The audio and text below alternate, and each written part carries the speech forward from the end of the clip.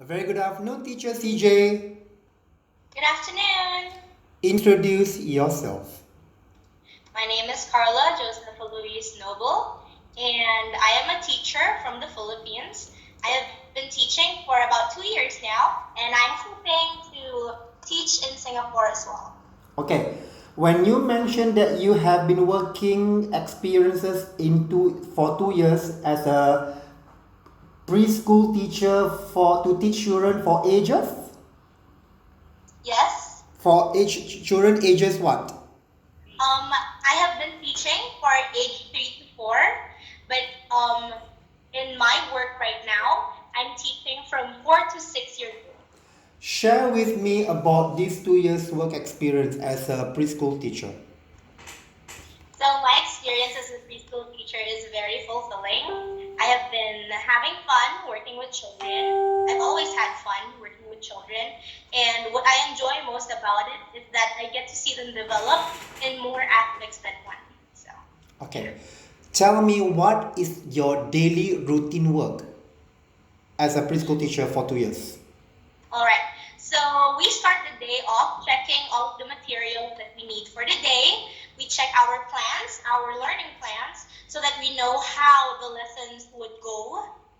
And then after that, we check if all of the manipulatives are ready for the day. So if there are areas that we need to add more toys to, or if we need more books in a certain area that we will be using for the day, that's the time when we would get it. Afterwards, the children would start streaming in. We don't start at once. We give them time to play. We let them go to the library, look at other things. They can read. And for the people or for the children that are still beginning to read, those who still don't know how to put the words together to form sentences, they will have picture book with them so that they can still have the habit of browsing through books. Okay, CJ, tell me about a time how you manage an emergency situation, for example, when a child was injured. Or, if no such experiences, tell me how you would have handled such a situation when it occurs. Okay, so it actually happened this year. We were tasked to practice the children of having to evacuate the building because of a fire. And I'm very glad that I introduced the concept of fire safety to the children before it happened. I know that I told them that you shouldn't play with fire, it's very dangerous. And when you do need to go somewhere near a fire, you should always have an adult with you. Now, for when the building is on fire, I told them that first they have to have their emergency bag. So the emergency bag consists of the following things. They have first aid kit there, they have a water bottle there, they have snacks, usually the things that they need to eat just so that they can get energy, and they have an extra underwear so that if they ever need to change, that would be taken care of. Now, they need to get their bag, look at teacher CJ, and they need to be sure that they are with me on the way out of the building.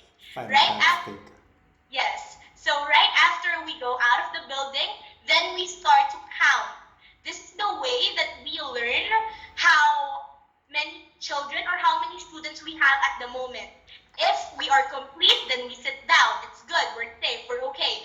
But if there's a child that's missing, that's the time when we alert someone, or more especially me, to go back to the venue and look for that child. So that's one of the trainings that I gave to the children when I was introducing fire safety to them. Good. Tell me about a time in which you had to handle an irritated parent or uncooperative co-worker. How did you resolve it and what were the results? Okay, so I would like to share my experience with a parent. At the beginning, the parent was very hesitant to trust me because I was, in her words, a new teacher. And all of my co-workers were very seasoned teachers. They know what they're doing. They've been working for 10 years and more in this field. And she just felt like I wasn't the right teacher for her child. What I told her is that the attitude of their child at home can be the same or different when they are in school. And since I am the person who care for them when they're in school, they should they should be able to trust me because I only want the best for their children. That's when I tell them that development or how a child learns, it's not just about reading, it's not just about learning numbers and letters and shapes and colors. It's also about being helpful to their classmates, being very, very social to to the other children that they interact with in school, in their services, or at home as well. And I emphasize that being in school or having a child in school is a relationship where a parent and a teacher can grow so that the child will be able to grow as well. So that's how I usually resolve my situation with the parents who don't want to cooperate at the beginning of the school year. It ends up well at the end. So, Okay, what are the likes and dislikes about this teaching industry?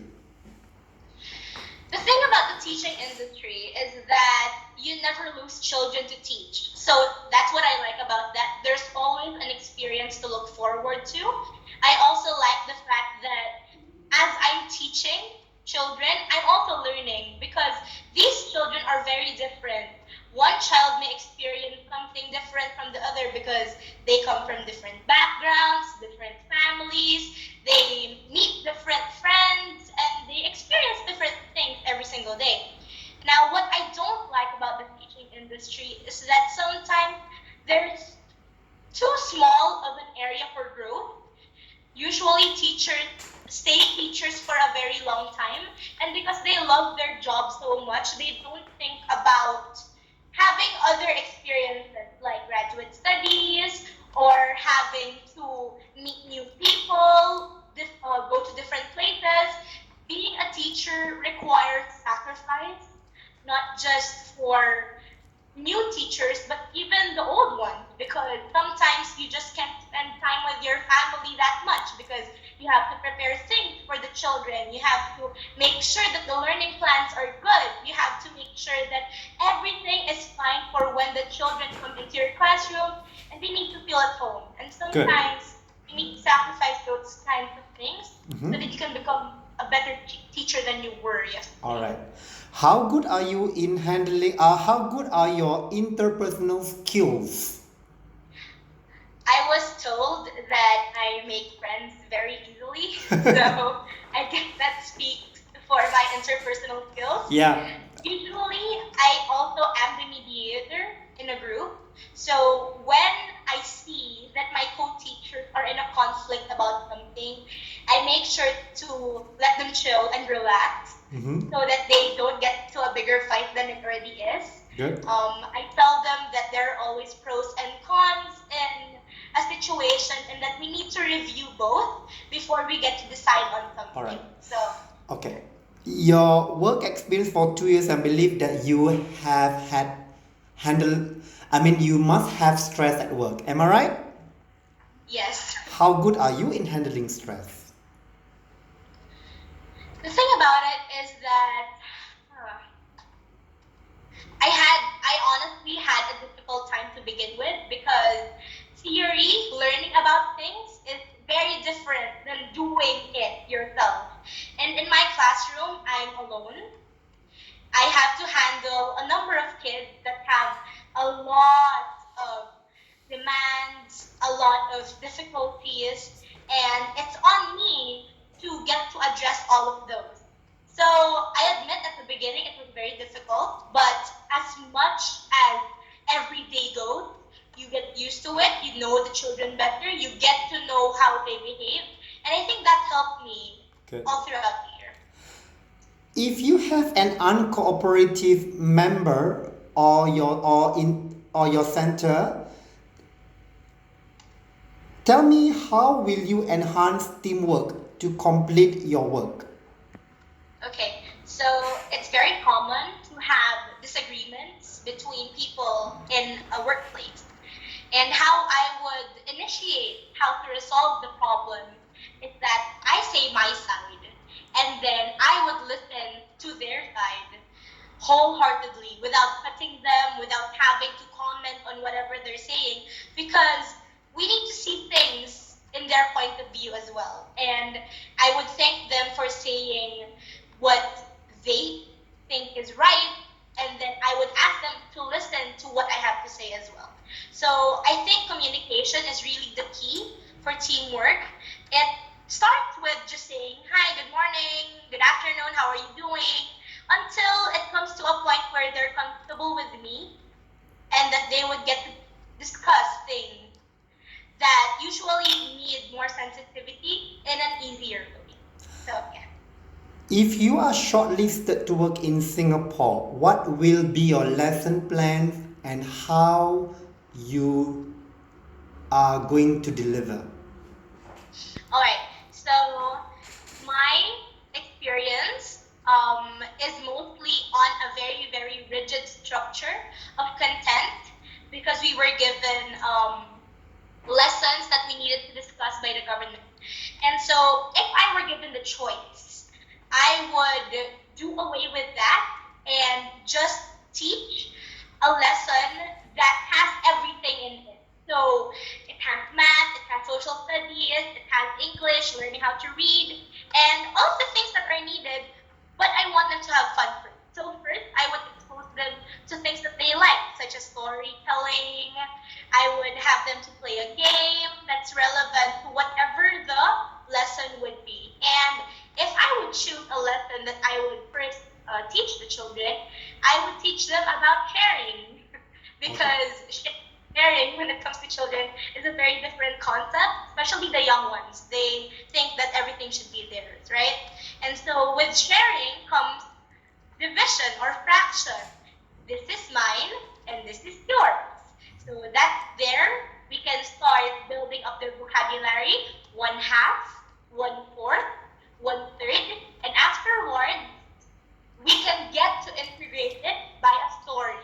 So I would tell them a story about a brother and a sister sharing, because I'm pretty sure that some children might not have brothers and sisters, and Correct. some do. So yeah. Okay, I also noticed that your experience is more of handling children ages 5 to 6 years old. What happens Yes. if the employer wants you to teach lower levels like 2 to 4 years old? Are you comfortable with that? I'm very comfortable with it because in university we already got to handle different age group. So it's just a matter of reviewing a little bit, and then I would be getting into acting. Okay. Yeah. So where will you see yourself in 3 to 5 years from now? Hopefully in Singapore.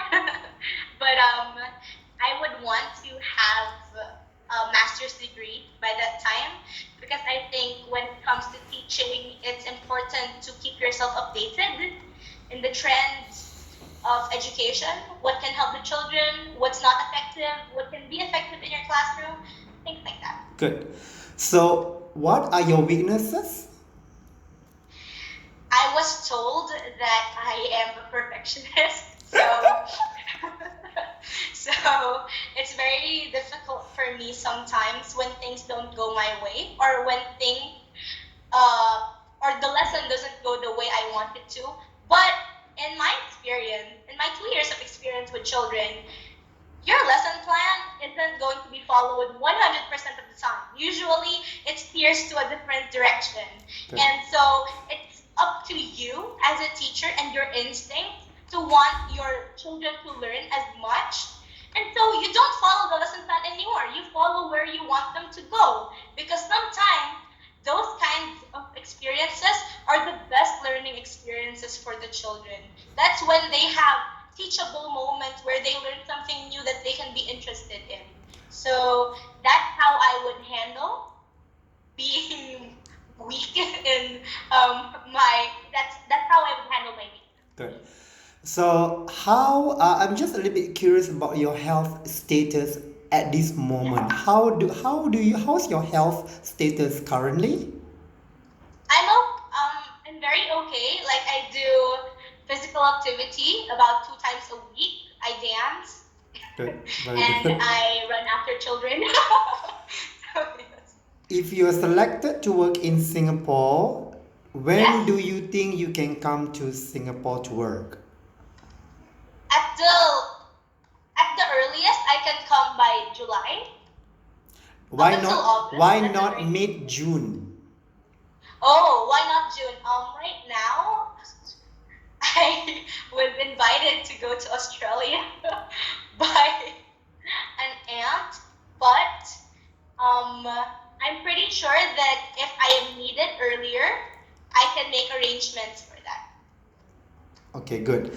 So tell me three things good about yourself. First, I am very flexible. I know I said that I was a perfectionist, but with that comes the ability to be able to bend to certain situations so that I still get to deliver what is needed from me. So that's first, I'm flexible. Second, I'm very understanding. So whenever I have a coworker who needs something from me, I'm told that I really am the person to English go the to. So when they boundaries. need favors, that's when they Laptop need I can me. promote here. Yes. She And the speaks third good one English. is that I am very Laptop. patient. I am patient with children. I'm patient with myself when I'm trying to learn new things. And I'm very patient to see how things go, how my life eventuates. So those Okay. are the three good things about me. Okay, a very good, very good answers. CJ, I think you speak a very good English. I'm very impressed. Thank you very much. So what I'm gonna do is that I need your teaching demo after this conversation, after this interview. What I need from you is I want you to send me your teaching demo, okay? Because I All right. have one client, they are looking for a teacher who speaks very good English. All right. Okay, so but however, they want someone who can start in mid June. Mid-June. All right. Okay, I'll take note of that. All right. Okay. So, any more questions to ask me? Is there a specific lesson that you would like to see for the teaching demo? As long as for the children, for children ages 6 years and below, it can be objects. It can be math, science. As long as for to teach children for ages 6 years and below. Thank you very much All for answering my right. question. All right. Bye.